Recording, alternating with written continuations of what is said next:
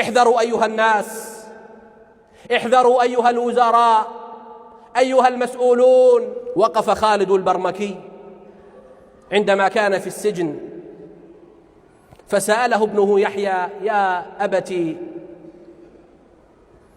لماذا نحن هنا في هذا المكان وقد كنا كل هذا الجاه، واليوم نرفل بالأغلال في سجون مظلمة؟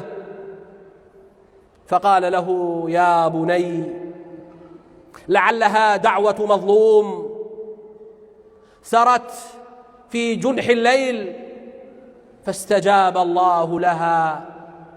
تنام عينك والمظلوم منتبه يدعو عليك وعين الله لم تنم.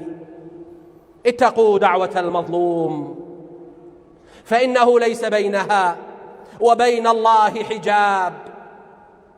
احذروا أيها الناس، احذروا أيها الوزراء، أيها المسؤولون، يا رجال الأمن والشرطة، يا رجال القضاء، يا رجال التموين والتجارة، أيها الناس، اتقوا دعوة المظلوم فإنها تجاوز الغمام فيتلقاها الله عز وجل ويقول: وعزتي وجلالي لأنصرنك ولو بعد حين.